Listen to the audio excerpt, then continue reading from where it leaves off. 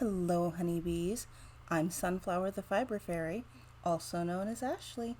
It is March the 11th at 9 p.m., and this is Sunflower's Creative Showcase and Crochet doing the 5 Things You Didn't Know About Me tag. I was tagged by Sis Donna over at Creatively Created Crochet, Triple C, and her video, as well as a link to her channel, will be in the description box below. Excuse me all, I forgot to put my pop filter back up. The desk setup changes between eating and working and crocheting, and I have just had all of the chemo moments this week, so I'm lucky I'm filming a video, is what I'm saying. Anyway, number 1. I thought you said you were a California girl. I was born in the great state of Texas, and then my family moved to Maryland when I was really little. We lived there until I was just about 8 years old, and in that time I grew to love the season of autumn, during which I could visit farms with real pumpkin patches and apple orchards. I saw snow cover the high school football field on which my brother played, and my entire neighborhood covered in snow exactly on Christmas Day. We moved to California when I was 8 or 9. Number 2. I thought you said you liked cats. And I do. I love cats. I always have.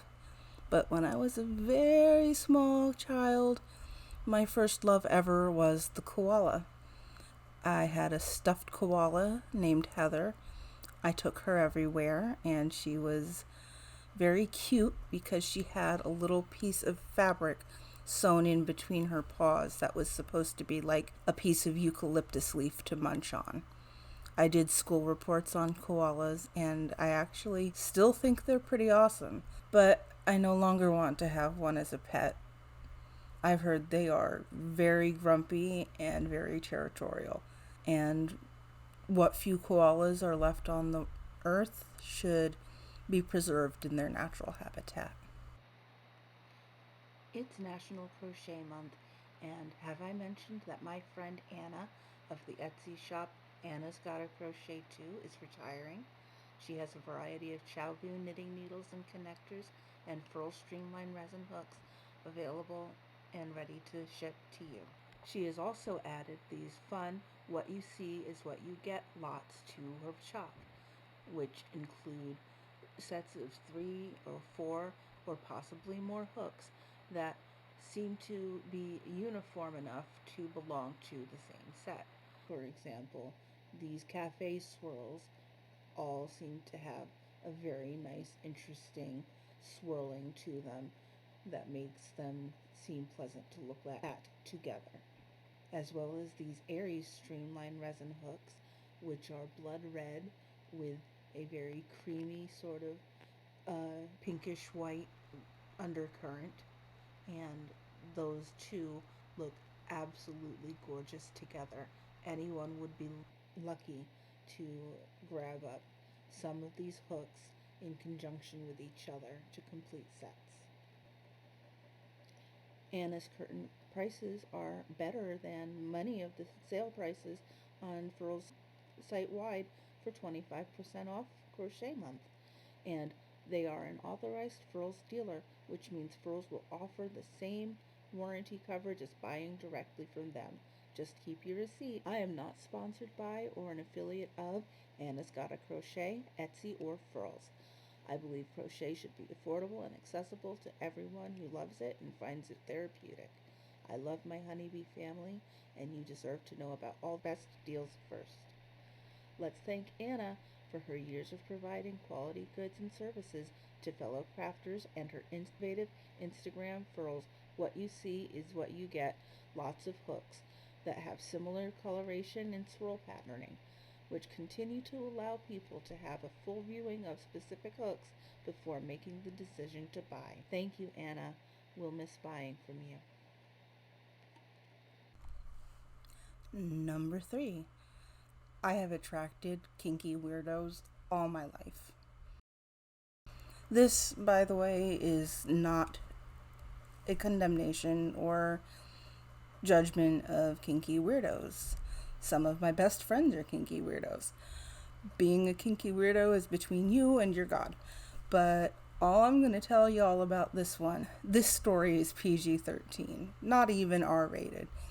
Information about people appropriately aged for each other at the time. And me being a little slow on the uptake.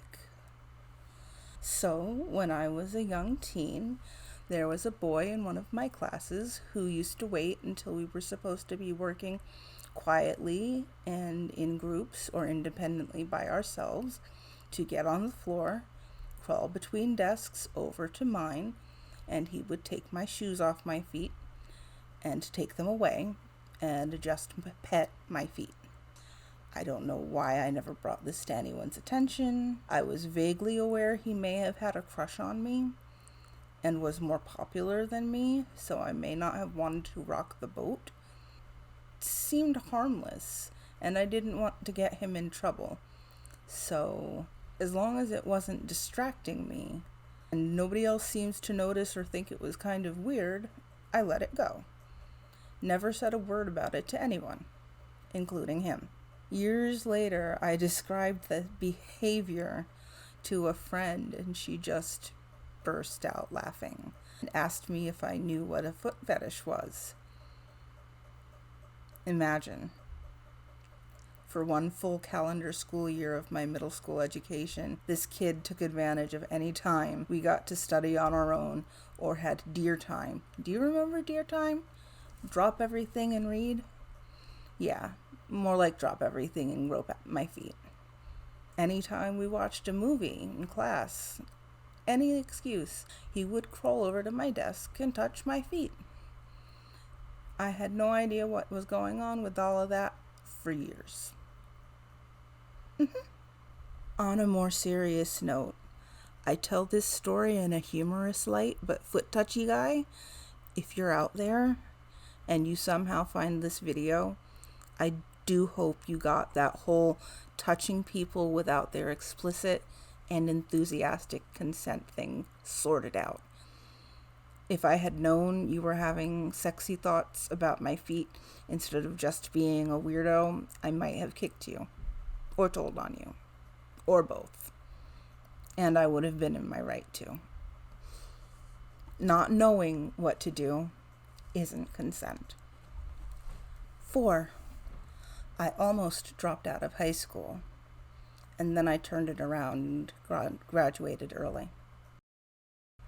At the end of my sophomore year of high school, I had an emotional breakdown. I was terrified of the coming school year, and though I didn't know it at the time, much of the source of my anxiety was fear coming from the fact that I had undiagnosed learning disabilities and neurodivergencies. I knew that year would be particularly difficult because in all previous years, I had been able to do what is known as masking and kind of pretend I understood the concepts more than I did in order to get along. I spent several weeks begging my mother to call in sick for me until my junior year guidance counselor finally cornered me over the telephone and told me that it wasn't just me I was hurting if I dropped out, that my fellow students would be losing thousands of dollars of funding each day. I have to say, she really picked the right chord with me because I never wanted to drop out. I just didn't know how to say, hey, this that's coming up is gonna be way too much for me. So I was in the middle of giving up when this angel gave me a way to graduate. She put me in independent study. She hooked me up with a teacher whose specialization was distance learning. They let me tailor my entire schedule other than classes I was required to take to graduate myself. And the freedom that gave me allowed me to show the dedication it took to pass the California State's high school equivalency exam and then realize I nearly had enough credits to graduate early anyway. So I did. Because I graduated a semester early, I didn't walk across the stage with my friends or go to graduation night. I didn't exactly want to do any of those things. I didn't want to cause a scene after disappearing for a year and a half, possibly more. And my instincts were right, because the next time I went to my high school to see, it was a staff production of Grease, and a bunch of the teachers I had actually liked there were in it. And someone came running up to me and said, "Oh my God, so-and-so told me you were dead." This girl I knew had been spreading a rumor that I had been killed in a car accident because she thinks it's amusing to screw with people. So when I did eventually show up, it caused quite an uproar. And later, that person told me that that was how her father raised her, to regularly be messed with and told untrue things as some sort of test in gullibility. However, if you know anything about neurodivergences and just personality types in general, some people will laugh that off as a fun little quirk, and some people will see that as psychological abuse. You can't just do that to everybody indiscriminately. I decided that that particular person wasn't for me after all. After that interaction, the idea that she was okay with just telling people I was dead rubbed me the wrong way. I'm sure you can understand why. Okay, number 5. Let's end on something cute to raise our spirits. I go to extremes to make sure stray cats I find are safe and cared for. I've taken several cats and kittens to my local humane society. They know me there. One time I was working my night shift at the hotel, and our security guard came walking in with his hands behind his back, and he said, "I've brought someone to see you." And from his back emerged the teeniest little tabby I have ever seen, and I held my hands out for it, and it crawled straight into my hands and up my sleeve and cuddled near my chest. And y'all, this cat knew how cute it was. This cat absolutely knew how cute it was, and he was working his little cute pushy buttons every time he could. The security guard told me he had been watching the mama cat, and that the mama cat came back for all but this one, and he waited and waited, and she never came back, so he brought him in to me. And I decided right there that no matter how tired I was going to be, I was going to hunt down a box to keep Tiny Tabby in, and I was going to put a fluffy towel in there and some way to drink water and get a little cat food. And then when the Humane Society opened hours later, I would either still be awake or have taken a tiny nap so that I could take him in. And so I set my alarm, and I took Tiny Tabby to the Humane Society, and by that point I was so attached, and he was so adorable.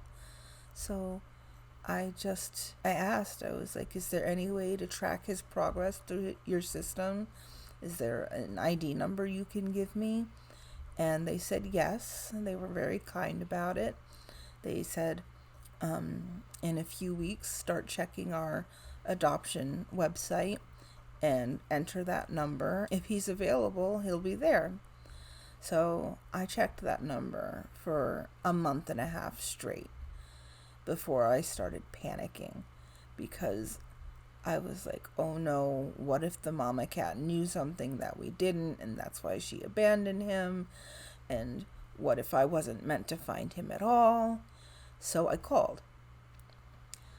I gave the number and I described Tiny Tabby to the person on the other end of the phone, and the person on the phone laughed and said, "Oh yeah, I know that cat." And I said, "Oh really? Where is he? I've been so worried about him." He said, "The person that you gave him to at intake got really attached to him and took him home as soon as he had all of his vaccinations and he was neutered. He made a love connection and he went straight home with somebody. He never even went into our adoption system." I felt so incredibly rewarded that day. I wish all animals that went into the Humane Society could have a story so beautiful and easy. When I take stray kittens in to the Humane Society, I always try to donate at least what it takes to give a new cat their shots and get them spayed, to offset having brought that new cat in. Like I said, I am just so thankful and I feel so blessed that this little kitty found a forever home with people who love him, and that it happened in a matter of a week. So that was 5 things you didn't know about me. I was tagged by Sis Dana at Creatively Created Crochet, and I am tagging Kim at Affordably Crafty, Christy at YARNBARF, Donna at Nana's Crafty Corner Donna, Jeanette at DOYCreations, and Julie at Wippy Chick Crochet. And you. If you are a content creator and no one is calling you out for a specific tag and you think you would have a blast doing it, I'm officially inviting you to just do it. Comment back here so I can watch your video as the person who officially tagged you. In fact, I have an entire playlist called Tag You're It. And if one of those looks fun to you, you should absolutely do one. It doesn't even matter if it's an old challenge. Reviving an old challenge and getting a new tag going again is the best way to learn about a whole new batch of people in our community. So what are you waiting for? Go forth and create excellence, child. The only thing we have to lose is that pesky sense of not knowing each other as well as we could, right?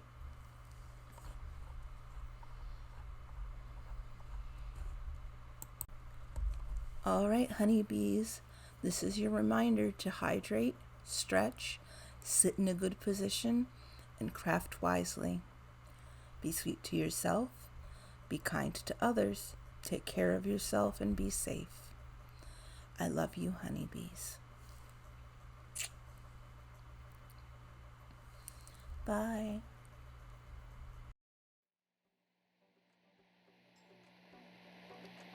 Thank you for joining me for 5 things you didn't know about me on Sunflower's Creative Showcase and Crochet. I've been Sunflower the Fiber Faerie, and I would appreciate it if you'd like, subscribe, and turn the notification bells on for all of my uploads. I'm also on social media. Follow me on Instagram at sunflower_fiber_fairy and Twitter at fiberfairyyt.